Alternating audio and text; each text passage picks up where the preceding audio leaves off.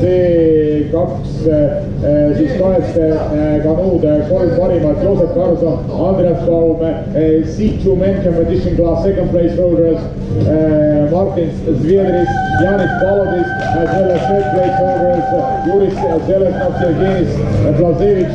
Please attend the award ceremony. C2 men competition class top 3 teams Joosep Karlsson, Andreas Baum, Martin Zviedris, Janis Palodis, Juris Zelesnov, Evgenis Blazevich. Please attend the awarding ceremony immediately. K1 men top 3 teams Arumas Sebauskas, Igor Lechov, Hannes Tähtsalu. We like to attend also awarding ceremony as soon as possible. Igor Lechov должен прийти на церемонию награждения немедленно, так как и Hannes Tähtsalu kohtame samuti autastusele ja palun tulla koheselt.